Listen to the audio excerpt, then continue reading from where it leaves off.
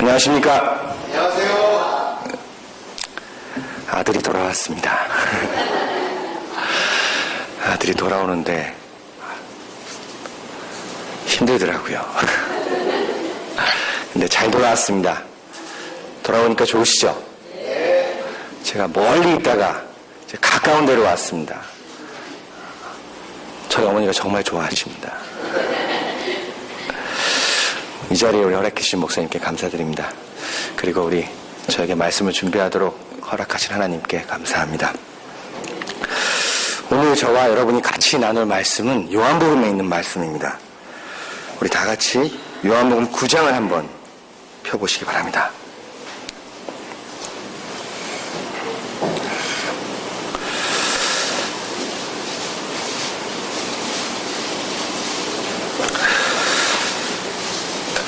요한복음 9장 1절 2절을 제가 읽겠습니다. 예수께서 길을 가실 때 날 때부터 맹인된 사람을 보신지라, 소경된 사람을 보신지라. 제자들이 물어가로되 랍비여, 이 사람이 소경으로 난 것이 네 죄로 인함이오리까? 자기 오리이까? 그 부모 오리이까? 요한복음의 이야기는 참 우리에게 많은 교훈을 주고 재밌습니다. 다른 성경보다 요한복음은 그 어떤 이야기를 더 세밀하고 자세하게 적고 있습니다. 특별히 요한복음 9장은요, 예수님께서 만난 한 소경의 이야기, 우리가 잘 아는 이야기입니다. 그런데 이 이야기가 시작은 좀 눈먼 것과 관계없는 이야기로 시작합니다. 소경된 한 사람을 봤는데 소경되는 것에 대해서 사람들이 불쌍해하거나 안타까워하는 것이 아니라 제자들이 처음 하는 말이, 이 사람은 소경된 것이 뭐 때문이라고 생각해요? 죄 때문이라고 생각해요. 지금 불행을 당하고 있는 이 사람의 문제를 어디서 찾고 있어요? 죄에서 찾고 있어요. 우리는 가끔 살다가 어려움이 닥치면 내가 혹시 잘못한 게 없는가? 내가 혹시 하나님께 죄 지은 게 없는가라는 생각을 갖게 됩니다. 올해 1월에 저는 상무학원이라고 광주에 있었습니다. 예. 여러분들 학원이 어려운 거 아세요? 우리 영어학원이 좀 어렵습니다. 그런데 하나님이 축복을 주셔서 제가 있던 상무학원은 3년 동안 한 번도 학생이 안 늘다가 올해 1월에 120명이 늘었어요. 너무 감사했어요. 그래서 교사가 더 필요했어요.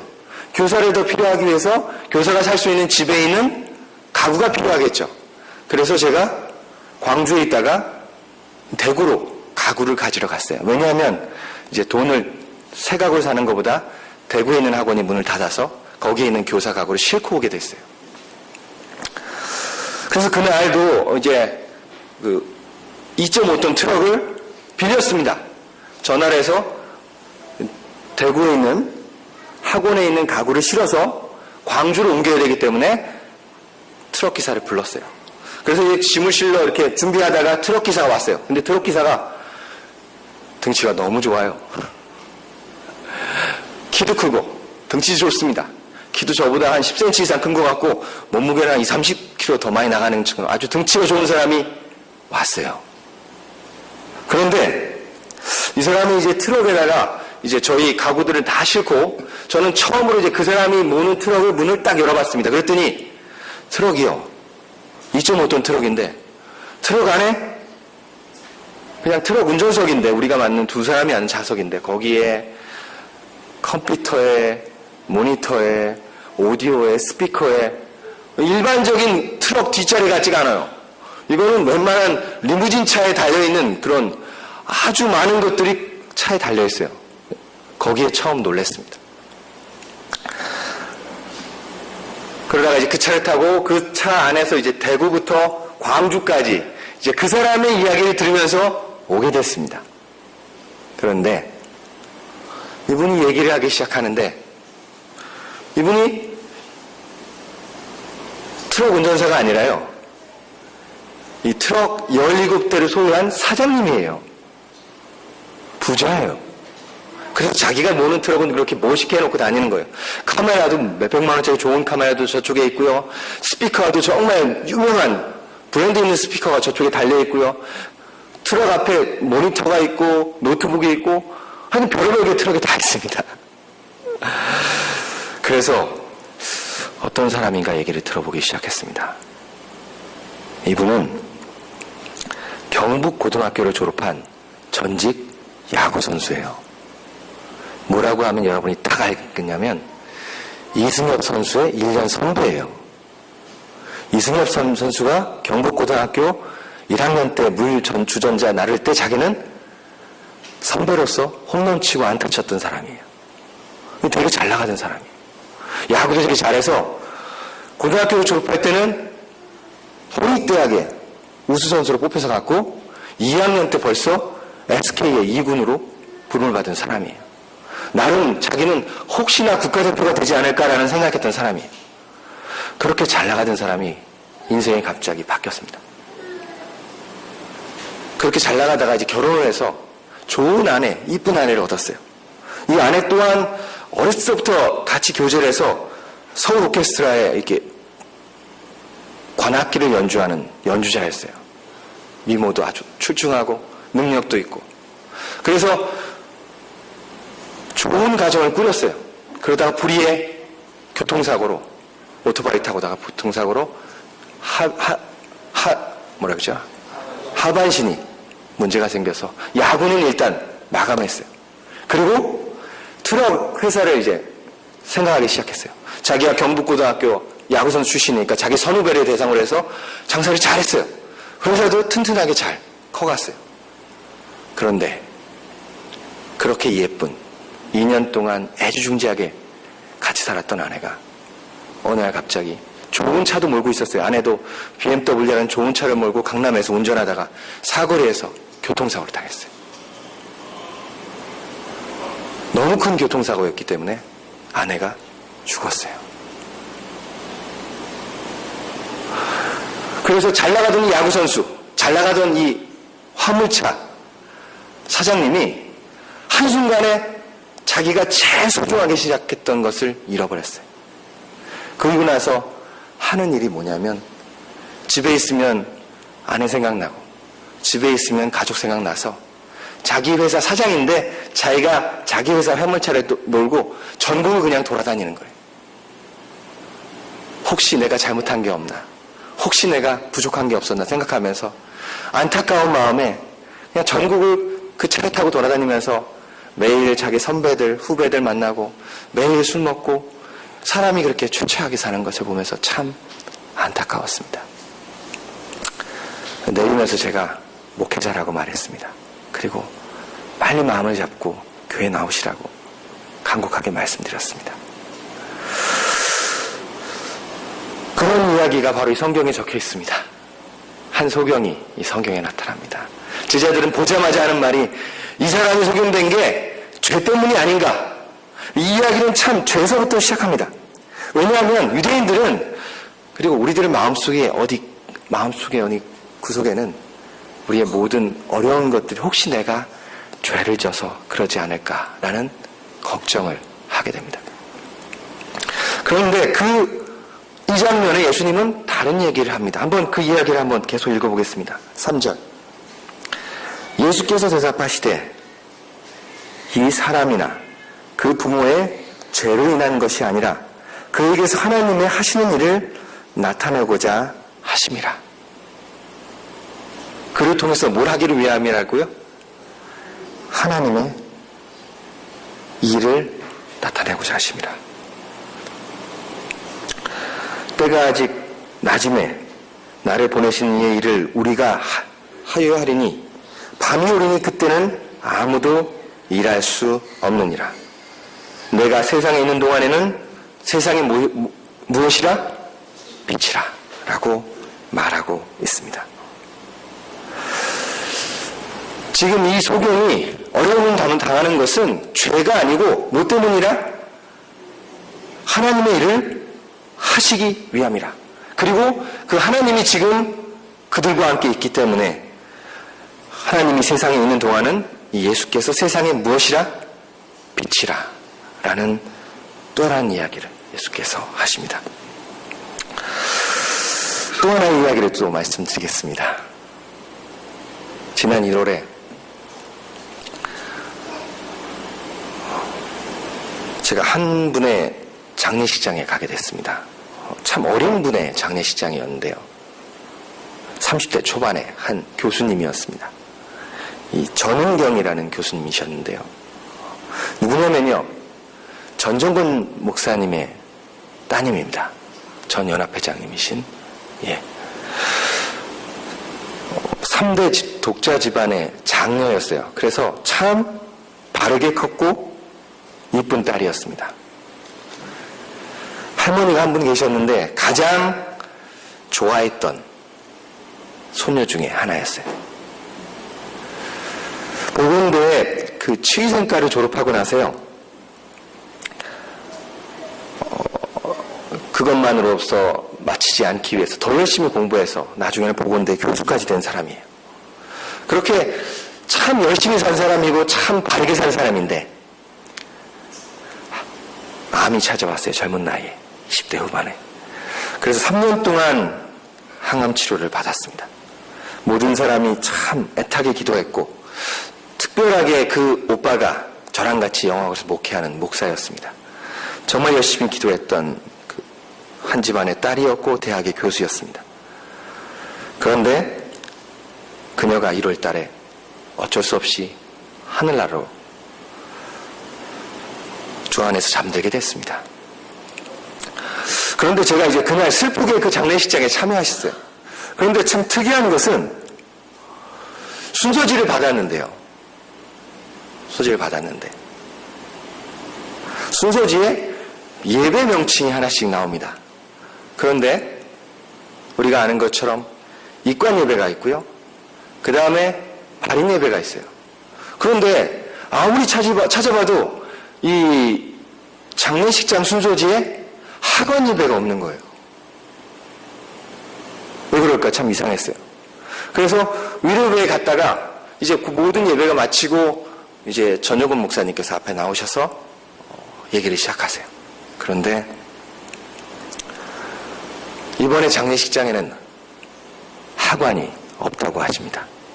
하관이 왜 없을까요? 저도 궁금했고 여러분도 궁금하지 않으십니까? 이 사랑 많은 그리고 하나님을 신심히 믿었던 이 따님은 마지막에 자신의 모든 몸까지도 다른 사람을 위해서 희생하셨습니다. 그래서 자신의 몸, 자신의 장기들을 다른 사람에게 다 주기로 결심을 했어요. 그래서 발인은 있지만 하관 예배가 없었습니다. 그 얘기를 들었을 때 참 은혜가 됐고 그러면서도 마음속이 뭉클했습니다. 마지막까지 하나님을 위해서, 세상을 위해서 봉사해간 젊은 한 아름다운 여자의 이야기를 듣게 됐습니다. 이 이야기에, 소경의 이야기에 이렇게 아름답고 슬픈 이야기가 또 같이 담겨 있습니다. 요한복음 9장을 계속 읽어가다 보면요, 이 이야기는 예수님과 소경이 만난 이야기로 시작했는데 이 이야기는 갑자기 이 5절 이하부터는 다른 사람의 이야기로 발전해 갑니다. 이 소경이 다른 사람들을 만나서 예수님 이야기를 시작하고요. 그리고 궁극적으로 누구를 만나냐면 바리새인들을 만나게 됩니다. 13절에 사람들이 이 소경을 누구한테 데려가냐면 바리새인에게 데려가요. 그리고 바리새인이 이 소경의 눈뜬 것을 보고 예수님이라는 사람을 다시 듣게 돼요. 그런데 이 이야기는 참 재밌게 다시 흘러갑니다. 분명히 아픈 사람을 고쳐주고 아픈 사람에게 새로운 빛을 줬던 이 예수님을 바리새인은 뭐라고 얘기하냐면 죄인이라고 표현해요. 한번 보시겠습니다. 13절, 저희가 전에 소경되었던 사람을 데리고 바리새인에게 갔더라. 예수께서 진흙을 이겨 눈을 뜨게 하신 날은 안식일이라. 그러므로 바리새인들도 그 어떻게 보게 되는 것을 물으니 가로되 그 사람이 진흙으로 내 눈을 바르고 내가 씻고 보았나이다 하니 바리새인 중에 혹은 말하되 이 사람이 안식일을 지키지 아니하니 하나님께서 온 자가 아니라 하며 혹은 말하되 뭐라고 말해 예수님은?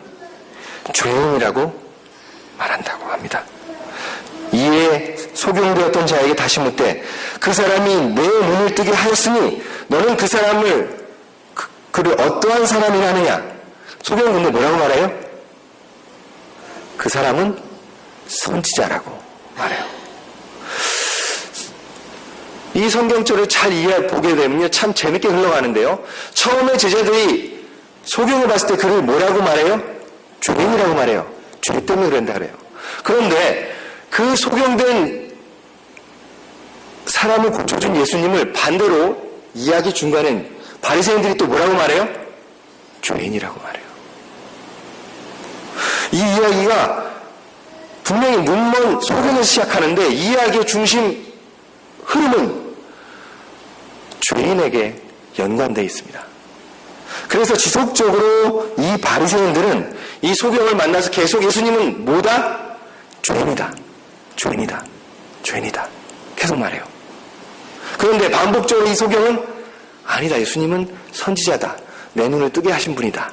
라는 말을 반복해서 말합니다. 마지막으로 이렇게 물어봐요. 30절부터 그 사람이 대답하여 다시 한번 물어보는데요. 이상하다. 이 사람이 내 눈을 뜨게 하였을 때 당신들이 그가 어디서 왔는지 알지 못하는도다. 하나님이 죄인을 듣지 아니하시고 경건하며 그의 뜻대로 행하는 자를 들으시는 줄 우리가 아나이다. 소경이 말하고 있습니다. 창세 이후로 소경으로 난 자가 눈을 뜨게 하였다 함을 듣지 못하였으니 이 소경이 말해요. 이 사람은 예수 그리스도입니다. 하나님께서 오지 않았으면 아무 일도 할 수 없으니이다. 저가 대답하가로되 내가 온전히 제 가운데 나서 나를 가르치냐 하고 그 소경을 쫓아내고 보내니라 라는 표현이 나와요. 소경은 반복해서 예수님을 하늘에서 온 자라고 표현하지만 반복해서 바리새인들은 소경을 고쳐준 예수님을 죄인이라고 표현해요. 이 이야기는 언뜻 보면요 눈먼 소경의 이야기지만 자세히 들여다보면 누가 죄인인지 누가 죄인인지 계속해서 표현하고 있습니다. 자, 이 이야기의 마지막을 보겠습니다. 35절입니다. 이 이야기는 그래서 소경의 죄에 대한 이야기로 시작하지만 마지막은 반대로 누가 진짜 죄인으로 판명되는지로 끝이 납니다. 35절. 예수께서 저희가 그 사람을 쫓아냈다 하는 말을 들으셨더니 그를 만나서 가라사대 내가 인자를 믿느냐? 소경이 말합니다. 대답하여 가로되 주여 그가 누구시오니이까 내가 믿고자 하나이다. 37절. 예수께서 가라사대 내가 그를 보았거니와 지금 너와 말하는 자가 그이니라. 38절. 가로되 주여 내가 믿나이다 하고 절하나이다. 이제 예수님께서 자신이 하나님의 아들 인자라는 표현을 쓰셨더니 소경이 예수님을 하나님의 아들 인자라는 것을 믿었다는 표현을 하고 있습니다. 이제 그 마지막 세 절은 처음 시작했던 이 죄인과 소경에 대한 문제로 맞춰집니다. 39절. 예수께서 가라사대 내가 심판하러 이 세상에 왔으니 보지 못하는 자들을 보게 하고 보는 자들은 소경되게 하려 함이라 하시니. 40절. 바리새인 중에 예수와 함께 있던 자들이 이 말씀을 듣고 가로되 우리도 소경인가? 예수께서 가라사대 너희가 소경되었으면 죄가 있다고요? 죄가 없다고요? 죄가 없으려니가. 지금 본다고 하니 너희가 뭐가 있다고요? 죄가 그저 있느니라. 한번 이 이야기는요 눈먼 소경 이야기에서 시작합니다. 소경을 보고 제자들이 이 소경은 분명히 죄인일 거다 혹은 이 부모님이 죄인일 거다라는 이야기로 시작해요. 그런데 맞춰지는 이야기에서는 정말 죄인은 누굽니까? 눈뜬 다른 사람들, 특별히 바리새인들이 죄인이 됐습니다. 반대로 눈먼 소경은 죄인이었습니까? 아니요. 왜 그랬을까요? 왜 그랬을까요? 시대소방에는 이렇게 말하고 있습니다. 소경되었던 그 사람은 처음으로 그를 낫게 해주신 예수님의 얼굴을 바라보았다. 그는 공의 앞에서 근심하고 당황하는 그의 부모를 보았으며 랍비들의 찌푸린 바리새인들의 찌푸린 얼굴도 보았다. 그러나 이제 그의 시선은 사랑스럽고 평화스러운 예수 그리스도의 얼굴에 머물게 되었다. 또한 시대의 서방은 이 사건에 이렇게 표현하고 있습니다. 소경이의 육체적, 영적 시력을 모두 주신 하나님의 능력의 형용은 바리새인들의 더욱 깊은 암흑에 남겨두었다. 예수님의 청중 가운데 어떤 사람들은 그리스도의 말씀이 자신에게 적용됨을 느끼고 우리도 소경입니까? 라고 물었다. 너희가 소경되었으면 죄가 없으려니와 예수께서 대답하셨다. 만일 하나님께서 그들에게 진리를 볼 수 없게 하셨다면 그들의 무식은 죄가 되지 않았을 것이다. 그러나 하나님께서 그들에게 본다고 하게 하셨을 때 그대들은 볼 수 있는 능력을 갖고 있다고 믿으면서 시력을 얻을 수 있는 유일한 방법을 거절하였다. 부족을 인식한 모든 사람에게 그리스도께서는 무한한 도움을 가지고 계신다. 그러나 바리새인들은 그들의 부족을 고백하려고 하지 않았으며 그리스도께 나오기를 거절하였다. 그런 까닭에 그들은 그들 자신들의 죄의 탓에 우매함에 빠졌다. 예수께서는 너희 죄가 그저 있느니라고 말씀하셨다. 하나님이 예수 그리스도께서 그들에게 빛을 보여주셨고 이적을 보여주셨는데 그것을 믿지 못하고 눈을 뜨고도 그것을 발견하지 못하는 사람은 예수께서 뭐라고요? 죄인이라고 말하고 있습니다. 우리에게 하나님께서 더 많은 이적과 더 많은 능력을 보여주시는데도 그것을 믿지 못하는 바리새인처럼 우리가 그것을 의심한다면 우리는 죄인일 수 있습니다. 반대로 우리에게 이적을 행하시고 우리에게 섭리를 이끄시는 예수가 그리스도가 우리와 함께 있다는 것을 우리가 믿는다면 하나님은 우리에게 더 큰 축복으로 인도해 주실 거라고 믿습니다.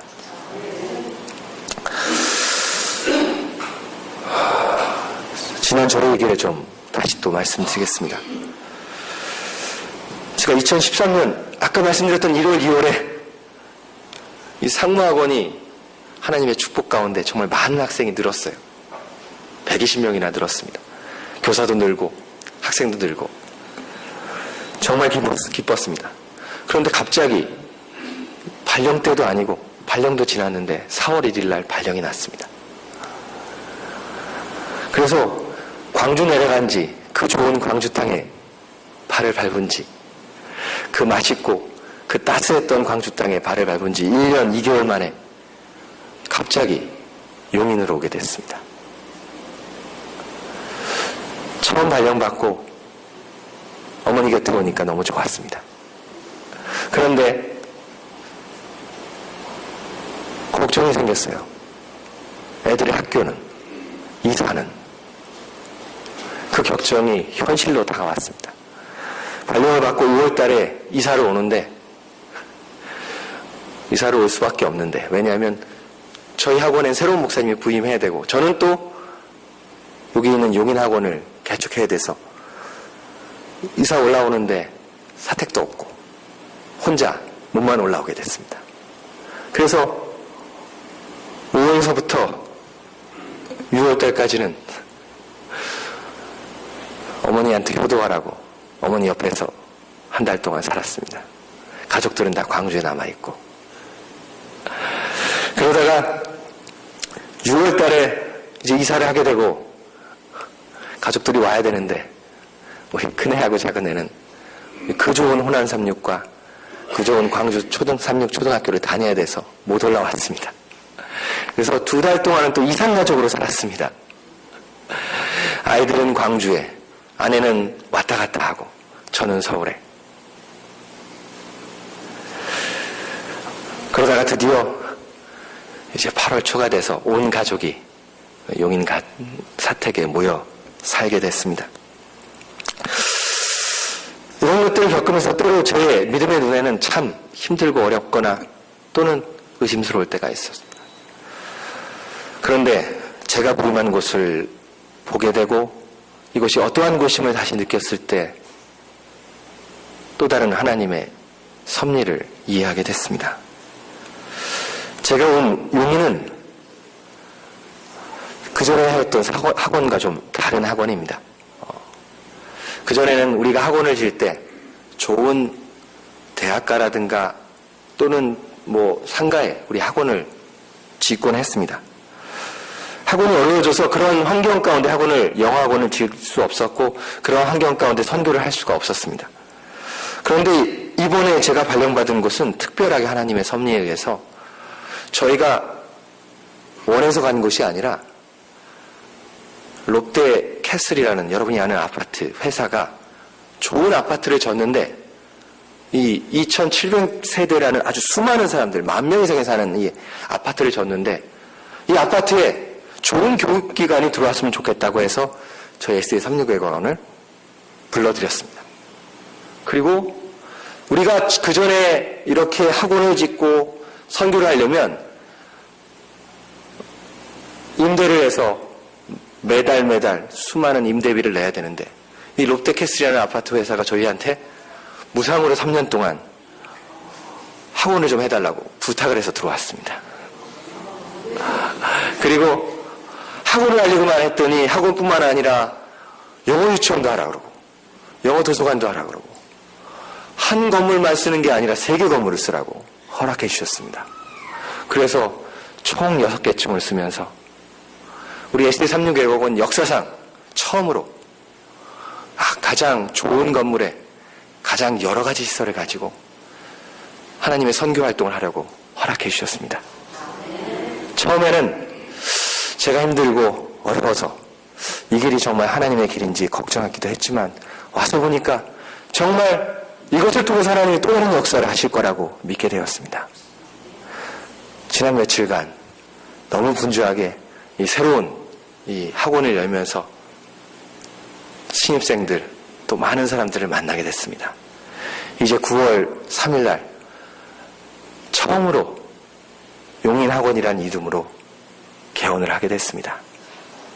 정말 10,000명 이상 되는 입주민들과 이 동백지구라는 새로운 신도시에 있는 사람들 대상으로 정말 하나님이 임재하시는 학원에서 하나님과 함께하는 영어 교육을 시키고 또 그들에게 또한 하나님을 소개해서 하나님의 선교를 위한 자금을 모으고 또 새롭게 그들에게 하나님을 소개할 수 있는 좋은 학원이 용인에 서게 됐습니다. 여러분들의 아들 같은 저를 위해서 여러분이 믿는 하나님이 세우신 학원을 위해서 잊지 마시고 꼭 기도해 주시기 바랍니다. 마치 소경에게 앞분 보는 소경에게 죄인이라고 말하지 않으시고 하나님의 일을 하는 사람이라고 말해주신 것처럼 가끔은 저도 이런 것들을 보면서 제 앞에 한치 앞에 어떤 일이 일어날지를 모르고 걱정하고 근심하지만 예수께서 그에게 너는 하나님의 일을 하는 사람이라고 표현한 것처럼 저를 통해서 여러분들을 통해서 분명히 하나님의 일을 하실 것을 우리가 믿습니다. 그 예수님께서 근심하고 걱정하는 우리들에게 조금 뒤에 이렇게 성경에 쓰셨습니다. 9장을 넘기고 10장을 넘기고 14장까지 보면 우리가 좋아하는 희망의 한 말씀이 있습니다. 아마 예수께서 제자들에게 한 말씀이기도 하지만 오늘 우리에게도 똑같이 하는 말씀이 성경에 적혀 있습니다.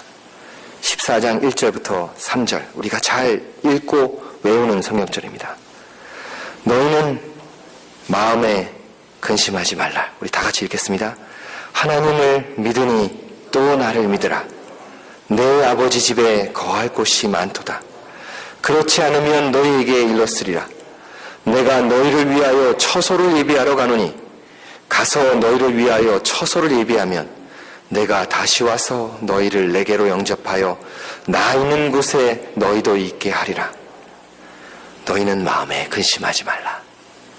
한치 앞을 볼 수 없는 미래가 여러분 앞에서 여러분을 힘들게 할지라도 마음에 근심하지 말기를 바라겠습니다. 소경이 예수님 앞에서 나무를 입은 것처럼 모든 사람이 죄인이라고 손가락질 하는데 하나님을 일을 한 사람이라고 칭해진 것처럼 여러분의 앞길에 하나님이 함께 하심을 믿습니다. 그 하나님이 여러분에게 이렇게 다시 말씀하십니다. 나 있는 곳에 너희도 곧 있게 하리라. 우리 하나님을 믿으시고 정말 하늘나라에서 우리를 사랑하시는 예수 그리스도를 다시 만나시고 그곳에서 기쁨과 즐거움을 누리시고 다시 한번 만나시는 우리 모두가 되기를 바라면서 말씀 마치겠습니다. 아멘.